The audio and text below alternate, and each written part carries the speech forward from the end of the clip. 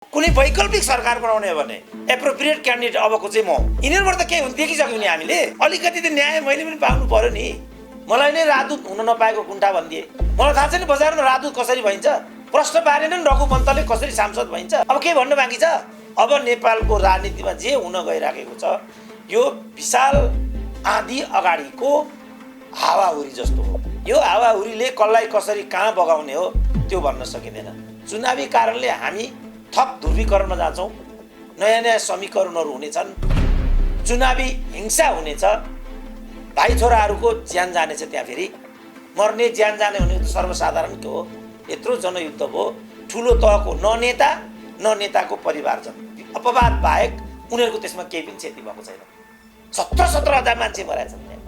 को हुन् त तिनीहरू? कहाँ छन् तिनीहरू? तिनका परिवारजनहरू, शहीद परिवारहरू, शहीदका पत्नीहरू कहाँ छन् अहिले तिनीहरू? किन राजदूत भइसकेको मान्छेले पनि $100 किताब चोर्यो होला त भन्दा क्लिप्टोमानिया भन्ने एउटा रोग हुन्छ अरे। त्यो रोग लागेपछि चाहिँ कुनै चिज देख्ने बित्तिकै चोरु चोरु लागिहाल्ने, किताब देखे पनि चोरु चोरु राख्ने, चम्चा देखे पनि, काँटा देखे पनि चोरु चोरु लागिहाल्ने। अहिलेकै हामीले सत्तामा भएका वरिष्ठ व्यक्तिहरूको अहिले मैले भनेको स्थिति अगाडि लिएर आयौँ भनेदेखि त्यहाँ कोही पनि बिए पास छैन, एकजना पनि जस्तो लाग्दैन मलाई। अर्थमन्त्रीको कुरा त्यही छ, परराष्ट्र मन्त्रीको कुरा त्यही छ, प्रधानमन्त्रीको कुरा त्यही छ, राष्ट्रपतिको कुरा त्यही छ, मलाई लाग्छ उपराष्ट्रपतिको कुरा पनि त्यही छ। एउटा सांसदलाई निर्वाचित गरेर सिंहदरबारमा हुल्दा नहुल्दा 1 अरब जति खर्च भइसकेको हुन्छ भन्ने छ। त्यस्तो महँगो सांसद हामीले वर्ष दिनमा चाहिँ निर्वाचित गरेर लिएर आउनु पर्यो भने त देश त टाढ पल्टिन्छ त। ती युवा न त तिनै हुन् जसलाई मैले पटक पटक यो लोग्ने ठाउँमा स्वास्नी राम्रो होइन बाबु, नेताको ठाउँमा नेती यो ठिक हुँदैन, छोराको ठाउँमा बुहारी यो पनि उपयुक्त हुँदैन भन्दा ती युवाहरूले हामीलाई के व्यङ्ग गर्थे भने पद नपाएको कुण्ठा। अब तिनीहरूले अहिले के भन्न थाले पब्लिक मिटिङहरूमा भने कमसेकम म त खाली खुट्टा थिएँ, चप्पलसम्म लाउन थालेँ। 62-63 को जनआन्दोलन अथवा 45-46 को जनआन्दोलनमा जे भिडको भागदौड भएको थियो, भागदौड हुँदाखेरि रत्न पार्कमा जे चप्पलहरूको डङ्गुर फेला परेको थियो त्यसबाट त्यो आन्दोलन चप्पल लगाउनेहरूले गरेको भन्ने कुरा पुष्टि हुन्छ। तर ती चप्पल लाउनेहरू आजसम्म पनि जुत्तामा रूपान्तरित हुन सकेनन् भनेपछि हामीले कस्तो क्रान्ति गरेका हौँ त। यहाँ जति पनि काठमाडौँमा बनेका 1-2वटा ठेक्कापट्टा अन्तर्गतका संरचनाहरू छन्, ती सबै संरचना मध्ये एउटा संरचनाको घरपट्टि प्रचण्ड, अर्को संरचनाको ठेकेदार मधेसवादी दलको सांसद, मलाई लाग्छ उहाँ अहिले निलम्बनमा हुनुहुन्छ होला। यसबाट के बुझिन्छ भने उहाँहरूले राजनीतिक व्यवस्थाको नाममा, लोकतन्त्रको नाममा राज्यका संयन्त्रहरू, प्रणालीहरू आफ्नो हातमा लिइसक्नु भएको छ। मैले युनिभर्सिटीमा 37 वर्ष पढाएँ, आज मसँग 10 लाख छैन। अनि कमान सिंह लामाले चाहिँ 2.5 करोडको ठेक्का सेयर कसरी सुसन कर्मचारीलाई दिन सके त? बरु राजाहरूले उल्लेखनीय मात्रामा पूर्व पश्चिम राजमार्ग बनाए, पृथ्वी राजमार्ग बनाए, कोदारी राजमार्ग बनाए, कागज कारखानाहरू खोले, जुत्ता कारखानाहरू खोले, सिमेन्ट कारखानाहरू खोले। अब मैले यो भने होइन, प्रतिगामी भनेको यही हो भन्दैछन् तल। आज पूर्व पश्चिम राजमार्ग नभएको भए मेचीको नेपाली र महाकालीको नेपालीको बिचमा सम्पर्कको सेतु नै बन्दैन थियो। मलाई राम्रोसँग थाहा छ। 2045 सालमा म डोटीमा चिफ थिएँ, नेपालगञ्जबाट इन्डियातिर छिरेँ।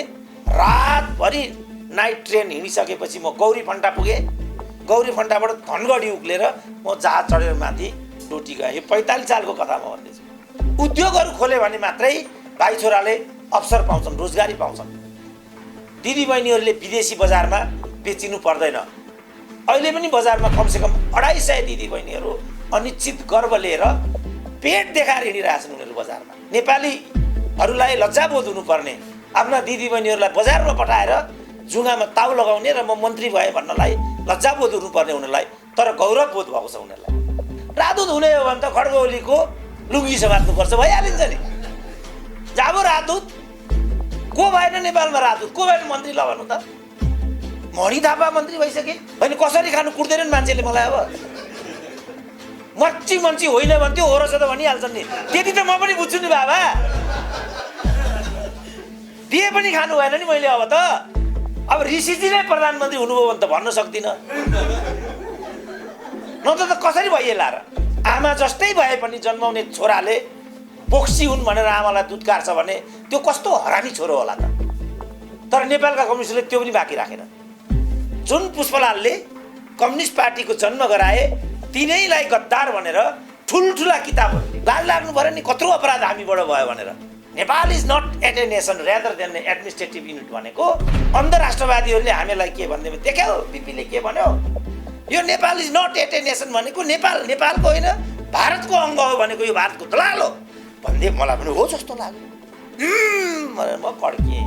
म पनि एउटा झोले हुन्थेँ, राजदूत हुन्थेँ, मस्ती गरेर कालो गाडी चढेर भाइहरूलाई के छ केटा भन्दै हप्काउँदै हिँड्थेँ। ती युवाहरूले तर मलाई थुक्ने थिए, हेर त आयो दलाल भनेर। एउटा मबाट यो सम्भव छैन। अब मेरो ढाडमा पोटुका पनि डालिसकेँ, मेरो ढाड अब कुप्री परिसक्यो। अब यी भित्रबाट पनि ए भनेर दिनको 5 वटाले कुट्छन्। नेताको थप्पड, यी 5 वटाको थप्पड, समाजको थप्पड, परिवारलाई केही दिन सकिन त्यहाँको किचकिच।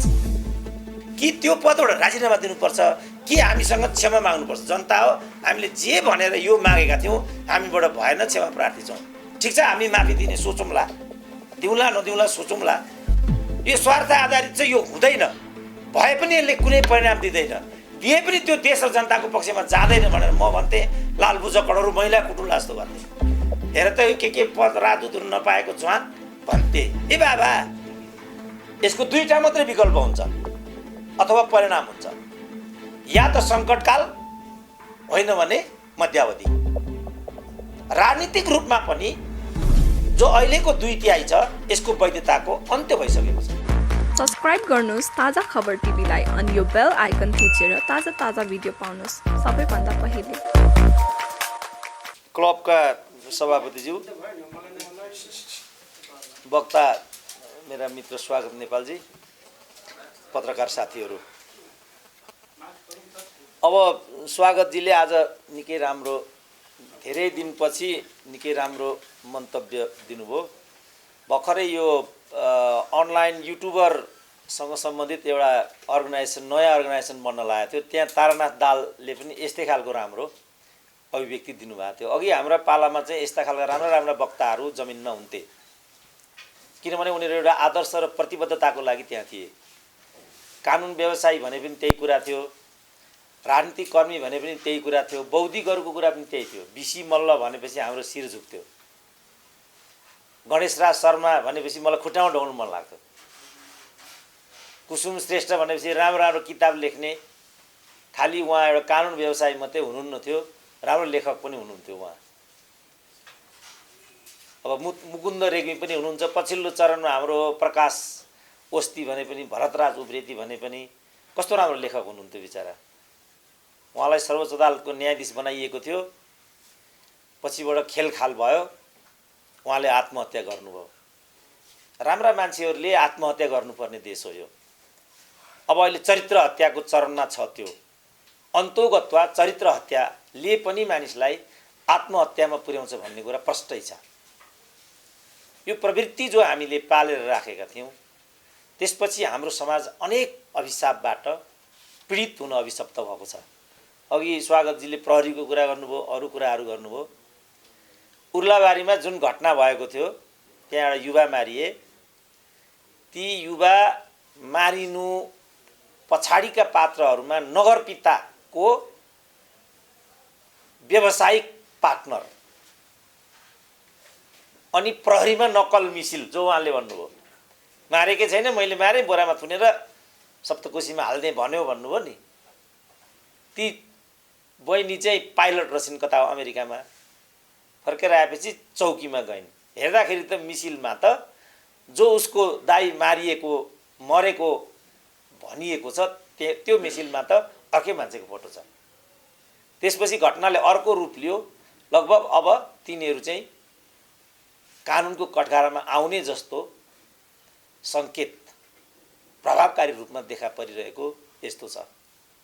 अन्यत्रमै यस्ता घटनाहरू छ्यासछ्यास्ती छन्। त्यो सन्दर्भमा हामी आजको विषयमा आइरहेका छौँ। फेरि आजको विषय कस्तो छ भने, आजको विषयलाई नै जोडेर आजको मुख्य वक्ताको रूपमा हाम्रो संवाद चौतारीले चाहिँ ऋषि कट्टेललाई निम्तो दिएको। पछि हामीलाई पनि राजनीति विश्लेषक भनेर मलाई कानुन विश्लेषक भनेर स्वागतजीलाई बोलाएको। अब उहाँ नै लापत्ता हुनुहुन्छ। हामी उहाँलाई न्याय दिन यो सब गरिरहेछौँ, उहाँको त्यस्तो खालको छ। मेरो विचारमा यो कारणले नै उहाँहरूले न्याय नपाउनु भएको र यस्तो सोचलाई न्याय दिनु पनि मैले देख्दा अनर्थ हुन्छ र यो खेलखालको विषय थियो भन्ने कुरा प्रष्टै छ। हामीले सत्य मान्ने कि नमान्ने यो मात्रै कुरा बाँकी छ। कति साथीहरू ऋषि कटेलले न्याय पाएको भनेर प्रसन्नता पनि व्यक्त गर्छन्। यो ठुलो भ्रम हो। उहाँले न्याय पाउनु भएको होइन, अर्को पक्षलाई केही चिज दिनुपर्ने थियो तोहफा, त्यसको फल मात्रै उहाँले पाउनु भएको।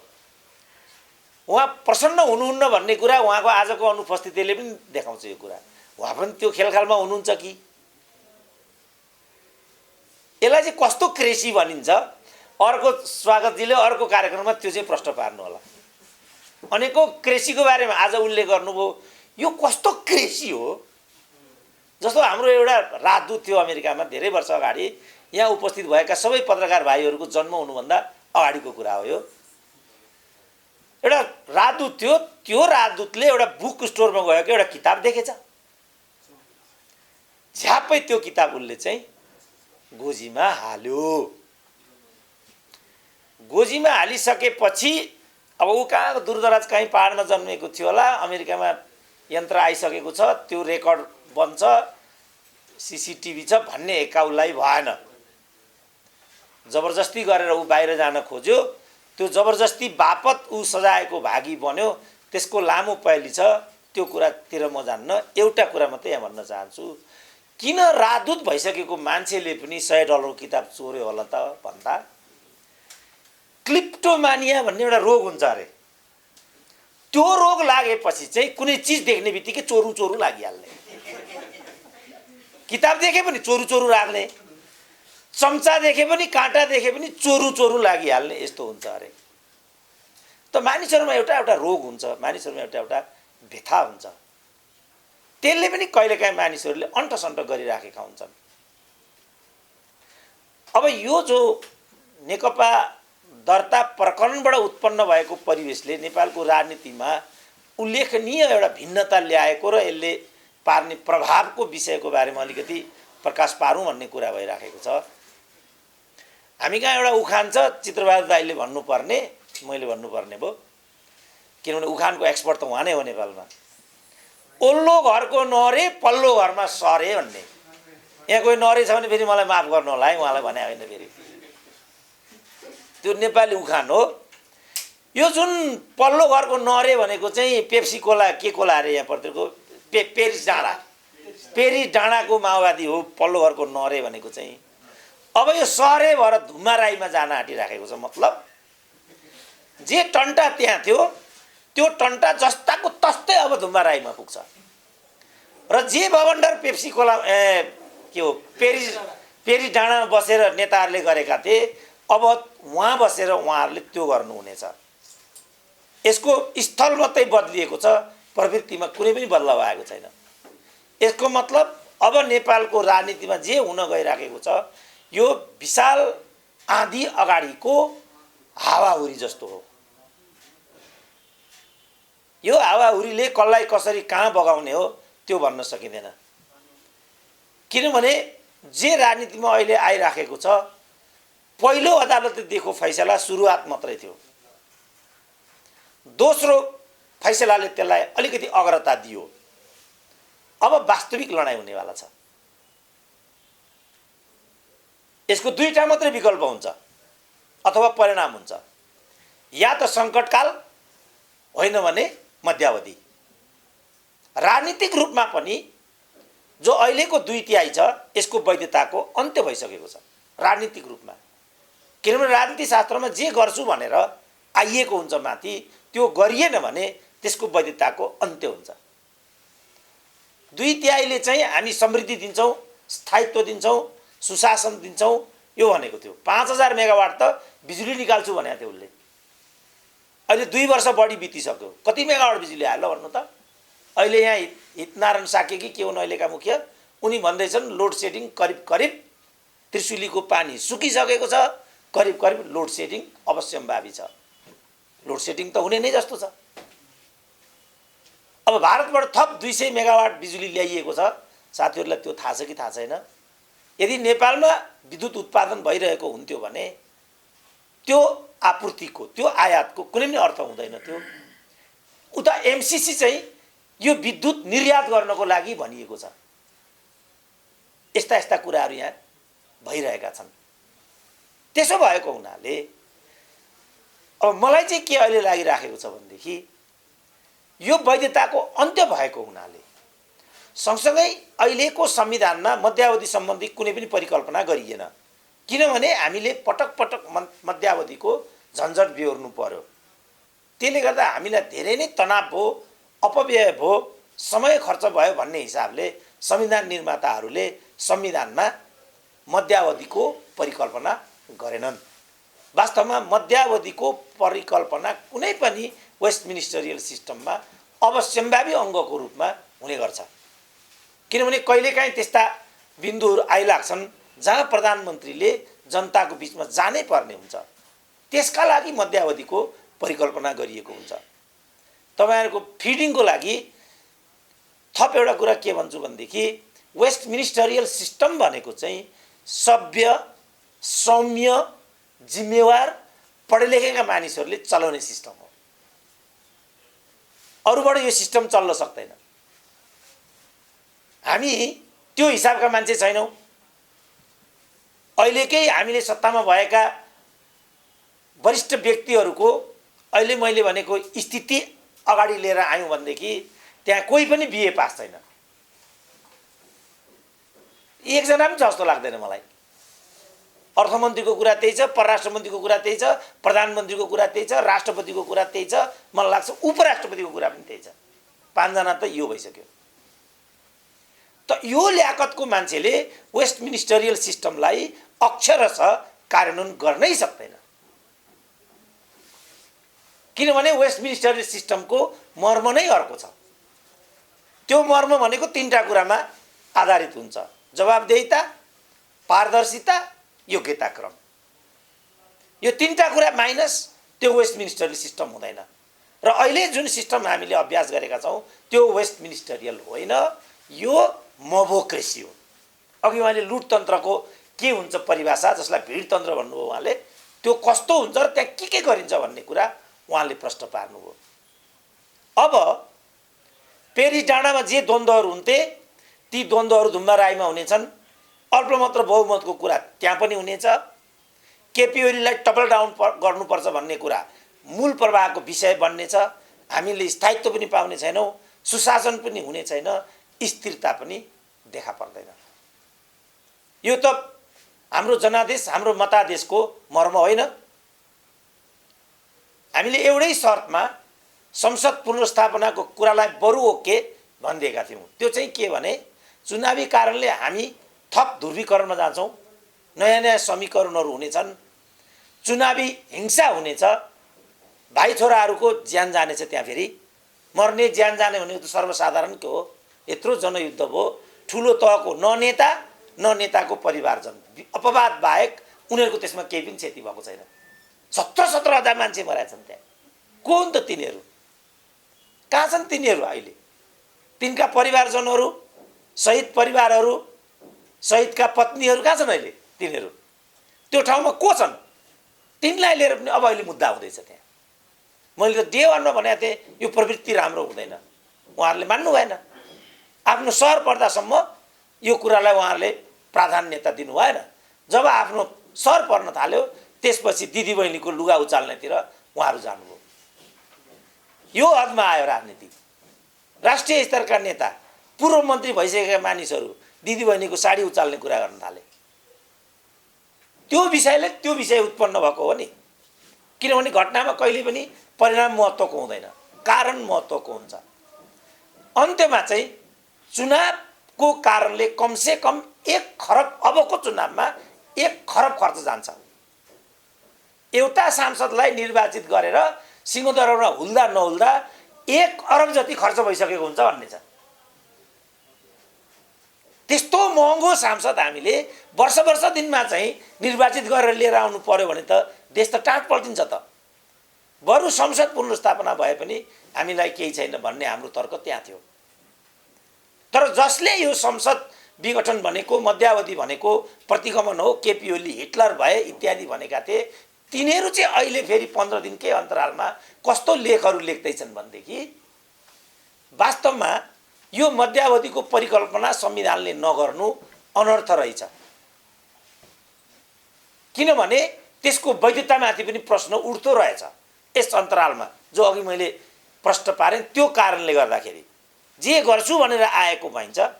अझ स्वागत बाबुलाई यो थाहा हुन्छ, जुन फिक्स्ड म्यान्डेट लिएर जहाँ आइएको भइन्छ, फिक्स्ड टर्मको म्यान्डेट, त्यो फिक्स्ड टर्म अन्तर्गतको म्यान्डेटलाई झन् साह्रो कसैले पनि हेरफेर गर्न पाउँदो रहेछ।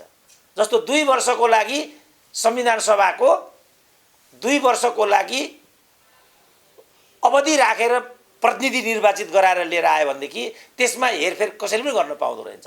हामीले त त्यसलाई 4 वर्षको गर्यौँ, 4 वर्ष मात्रै गरेनौँ, त्यसबाट हामीले कुनै नतिजा दिएनौँ, त्यसलाई हामीले फेरि विघटन गऱ्यौँ, त्यसपछि खिलराजको परिकल्पना गऱ्यौँ।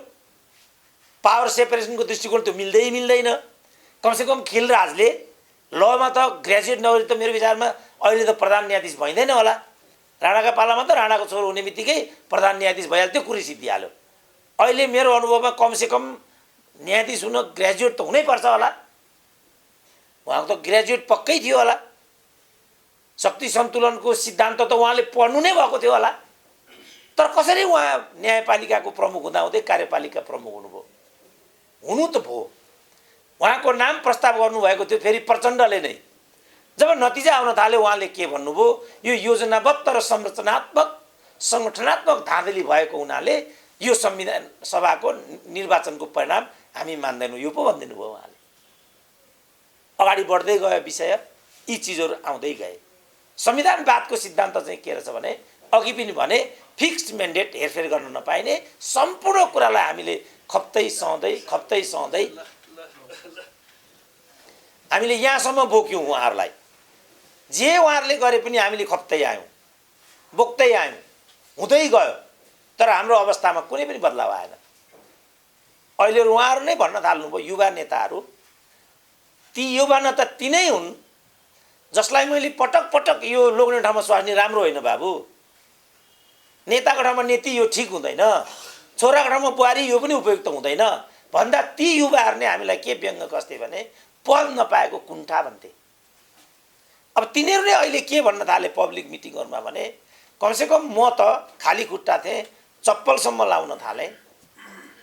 62-63 को जनआन्दोलन अथवा 45-47-46 को जनआन्दोलनमा जे भिडको भागदौड भएको थियो, भागदौड हुँदाखेरि रत्न पार्कमा जे चप्पलहरूको डङ्गुर फेला परेको थियो, त्यसबाट त्यो आन्दोलन चप्पल लगाउनेहरूले गरेको भन्ने कुरा पुष्टि हुन्छ। तर ती चप्पल लाउनेहरू आजसम्म पनि जुत्तामा रूपान्तरित हुन सकेनन् भनेपछि हामीले कस्तो क्रान्ति गरेका हौँ त भन्ने प्रश्न उठाउन थाले। आधारभूत वर्गमा परिवर्तनको प्रतिफल पुगेन भने त्यस परिवर्तनको कुनै पनि अर्थ हुँदैन। र हाम्रो समाजमा अहिले पनि आधारभूत बदलाव छैन। किनभने कल कारखाना उद्योग, कृषि उत्पादन र मेसिनिकीकरण र कृषकको बजारको ग्यारेन्टी बिना हाम्रो आर्थिक पद्धतिमा बदलाव आउन सक्दैन। यहाँ त उखु कृषकहरूको मूल्य भुक्तानी नभएको आज 10 वर्ष भइसक्यो। किसानले आशा चप्पु मागेको होइन नि, उसको लगानी परेको वस्तुको भुक्तानी लुम्बिनी प्रदेशको नेपाली काङ्ग्रेसको संसदीय दलको एउटै उपनेताले मात्रै त्यो उखुको 22 करोड रकम रोकेर राखेको रहेछ। यहाँ जति पनि काठमाडौँमा बनेका 1-2वटा ठेक्कापट्टा अन्तर्गतका संरचनाहरू छन्, ती सबै संरचनामध्ये एउटा संरचनाको घरपट्टि प्रचण्ड, अर्को संरचनाको ठेकेदार मधेसवादी दलको सांसद, मलाई लाग्छ उहाँ अहिले निलम्बनमा हुनुहुन्छ होला। यसबाट के बुझिन्छ भने उहाँहरूले राजनीतिक व्यवस्थाको नाममा, लोकतन्त्रको नाममा राज्यका संयन्त्रहरू, प्रणालीहरू आफ्नो हातमा लिइसक्नु भएको छ। र आफ्नो फाइदाको लागि ती सबै चिजहरूलाई प्रयोग गर्न थालिसक्नु भएको छ। हामीहरू रमिते भएर बसिरहेका छौँ। अब हामीले आवाज दिनुपर्छ। ती आवाजहरू मध्येको एउटा आवाज हो मेरो। मलाई नै राजदूत हुन नपाएको कुण्ठा भनिदिए। मलाई थाहा छैन बजारमा राजदूत कसरी भइन्छ। प्रश्न पारेनन् रघु पन्तले कसरी सांसद भइन्छ। अब के भन्न बाँकी छ? कमान सिंह लामाको 2.5 करोडको जुन सेयरको कुरा थियो त्यो के को पैसा थियो? यहाँ ऋषि कटेलजी हुनुहुन्छ, जीवनभर कम्युनिस्ट आन्दोलन बिताउनु भयो। उहाँलाई थाहा होला 2.5 करोड पैसा कति हुन्छ भनेर। मैले युनिभर्सिटीमा 37 वर्ष पढाएँ। आज मसँग 10 लाख छैन। अनि कमान सिंह लामाले चाहिँ 2.5 करोडको ठेक्का सेयर कसरी सुसन कर्मचारीलाई दिन सके त?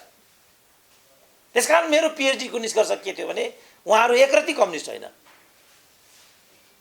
उहाँहरू वाममार्गी बौद्धिक मात्रै हो जो पद र प्रतिष्ठाको लागि यो धन्दा गर्नुहुन्छ। मेरो निष्कर्ष यो थियो। त्यसपछि उहाँहरूले नै मलाई आउट गरिदिनु भयो। फेरि उहाँहरू भन्नाले आन्दोलनै फेरि व्यक्ति होइन। तर हामीले भन्न बाँकी राखेको छैन। अध्यापनको, अनुसन्धानको र अन्य हाउभावबाट पनि यहाँ फटाइ भएको छ। यहाँ राजनीतिलाई पेसा बनाइएको छ र पेसा मार्फत कमाउने यस चिजलाई नेपालमा राजनीति भनिएको छ, जो होइन। राजनीति भनेको चाहिँ समाज बदल्ने प्रक्रिया नै हो र हाम्रो समाज बदलिएको छैन। अहिले पनि छुवाछुत छ, अहिले पनि जातपात छ, अहिले पनि दिदीबहिनीहरू हेपिएका छन्, उनीहरूलाई बोक्सीसम्म भनिएको छ। अरू विकृति विसङ्गतिहरू पनि छन्। बरु राजाहरूले उल्लेखनीय मात्रामा पूर्व पश्चिम राजमार्ग बनाए, पृथ्वी राजमार्ग बनाए, कोदारी राजमार्ग बनाए, कागज कारखानाहरू खोले, जुत्ता कारखानाहरू खोले, सिमेन्ट कारखानाहरू खोले। अब मैले यो भने होइन, प्रतिगामी भनेको यही हो भनिदिन्छन् तल। त्यसो भने को चाहिँ क्रान्तिकारी हो त? उद्योग खोल्ने चाहिँ प्रतिगामी। आज पूर्व पश्चिम राजमार्ग नभएको भए मेचीको नेपाली र महाकालीको नेपालीको बिचमा सम्पर्कको सेतु नै बन्दैन थियो। मलाई राम्रोसँग थाहा छ। 2045 सालमा म डोटीमा चिफ थिएँ। नेपालगञ्जबाट इन्डियातिर छिरेँ।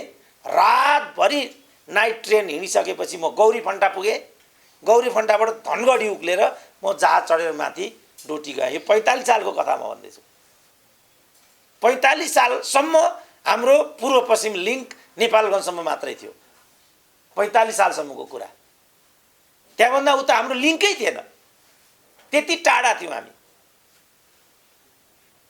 बाटोघाटो बनेका थिएनन्, अविकास थियो भन्ने कुरा अर्कै हो। तर हाम्रो परनिर्भरता त्यस्तो थियो। मैले इङ्गित गर्न खोजेको कुरा चाहिँ हामीले हरेक कुरामा अहिले तपाईँले अहिले फेरि त्यो प्रतिगामी भन्छन्। अब अन्तिमतिर आउँछु म। अब ऋषिजी आउनुभयो, उहाँले लिनुहुन्छ मञ्च। उहाँको लागि पनि अलिकति लम्ब्याएको मैले। राष्ट्र ब्याङ्कको तथ्याङ्क अनुसार 2007 सालको दशकमा नेपालको भारतसँगको व्यापारिक डिपेन्डेन्स 95% थियो 2007 मा। 2012 मा यो बढेर 98% पुग्यो। 2046 सालमा पञ्चायतले यसलाई घटाएर 30 मा ल्यायो। 2077 सालमा फेरि अहिले त्यो 85 पुगेको छ।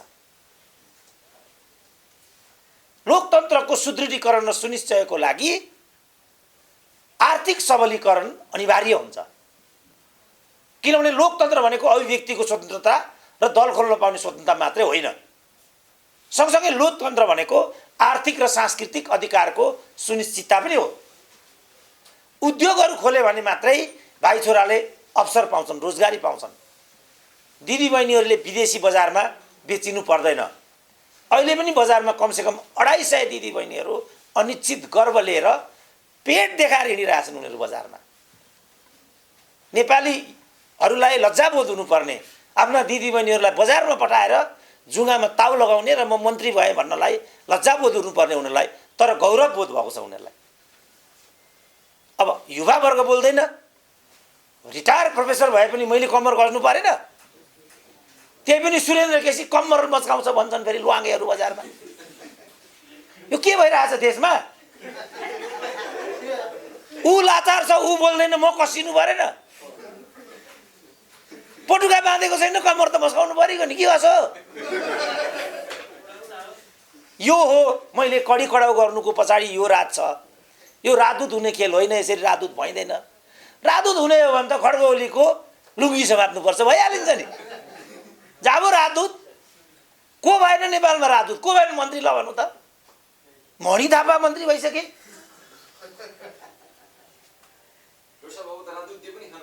होइन कसरी खानु कुट्दैन मान्छेले मलाई अब मर्ची मन्ची होइन भन्थ्यो हो रहेछ त भनिहाल्छन् नि त्यति त म पनि बुझ्छु नि बाबा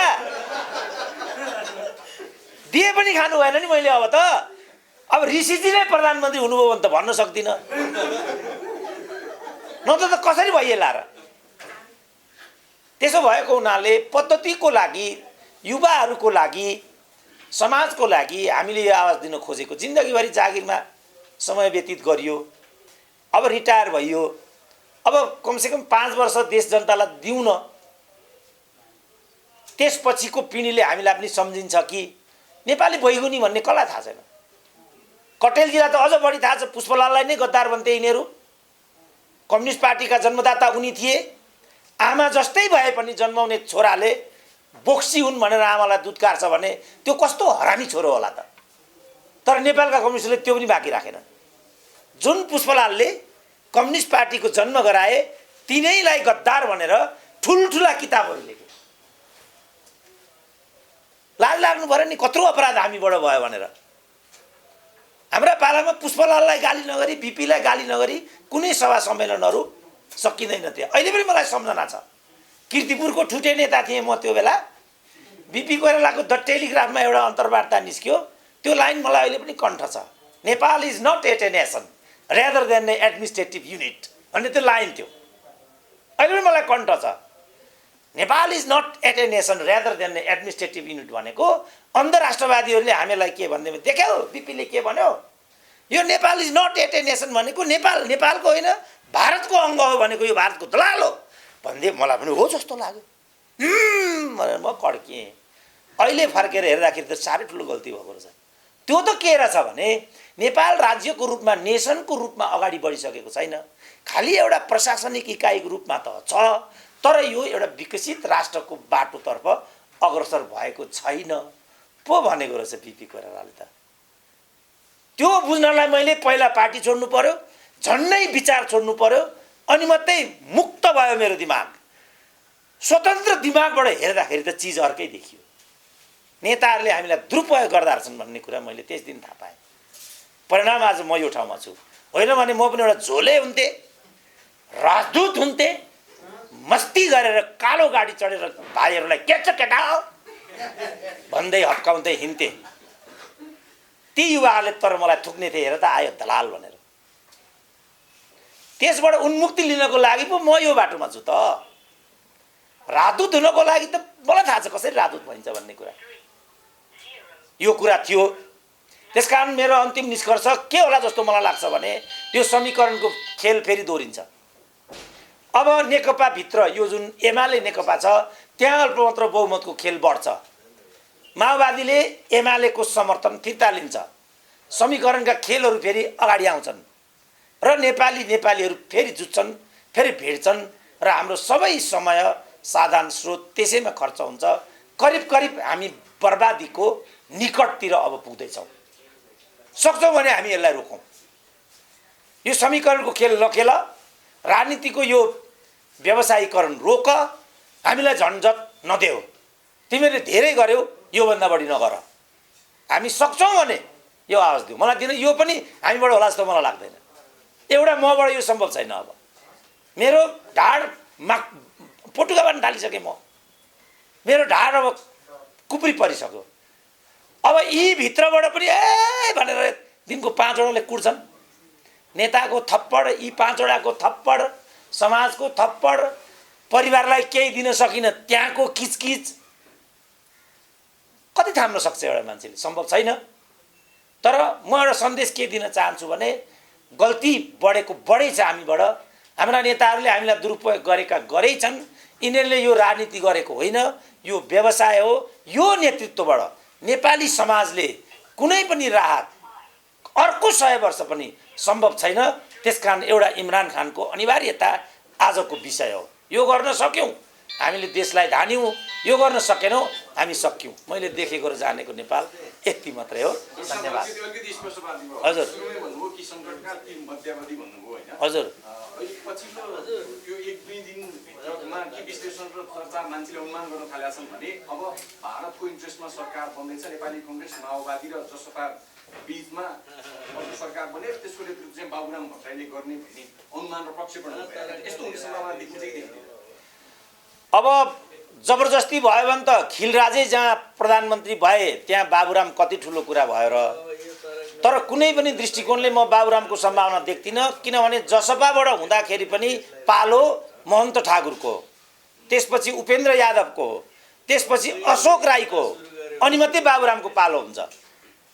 यो वरियताबाट हेर्दा मात्रै पनि।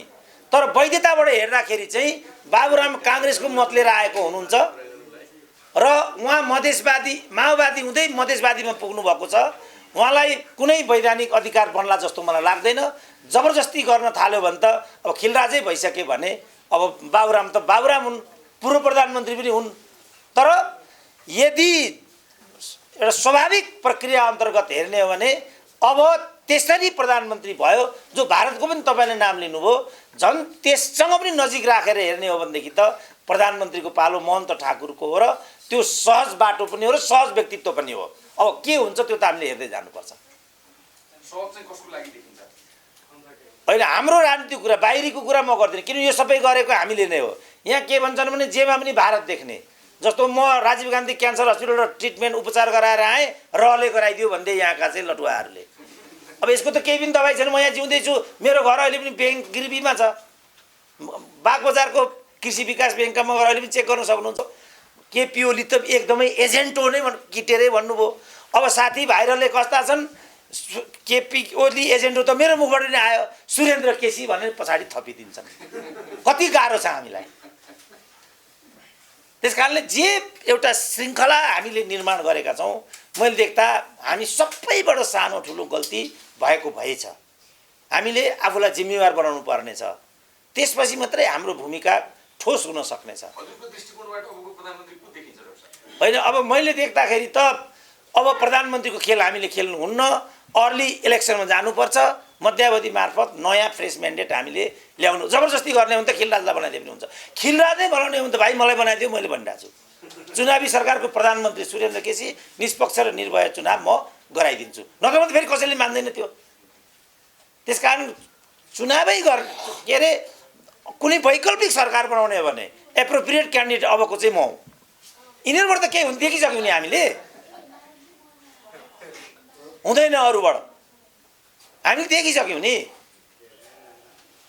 किनभने 5 वर्षलाई हामीले स्थायित्वको लागि मतदान गरेको, त्यसलाई विचलन गर्ने उहाँहरूसँग कुनै पनि अधिकार छैन। त्यसलाई विचलन गर्ने भने सबभन्दा पहिला उहाँहरूले कि त्यो पदबाट राजीनामा दिनुपर्छ कि हामीसँग क्षमा माग्नुपर्छ। जनता हो, हामीले जे भनेर यो मागेका थियौँ हामीबाट भएन, क्षमा प्रार्थी छौँ। ठिक छ, हामी माफी दिने सोचौँला, दिउँला नदिउँला सोचौँला।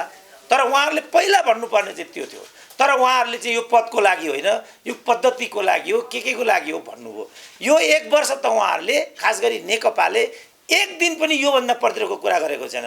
हामी कोभिडमा छौँ, अहिले दैव संयोगले पो हामीलाई कोभिडले त्यति गाँजेन। अहिले स्पेनको, इटालीको, अमेरिकाको जस्तो कुरा हुन्थ्यो भने त कमसेकम 2 लाख नेपालीहरू अहिले दिवंगत भइसक्थे। तर भाग्यले साथ दियो हामीलाई। हाम्रो खानपान अरू कुराले हो कि के हो त्यो अब साइन्टिस्टले भन्ने कुरा हुन्छ, डक्टरहरूले भन्ने कुरा हुन्छ। हामीलाई त्यत्रो आक्रान्त त्यसले नबनाएको हुनाले हामी यहाँ छौँ।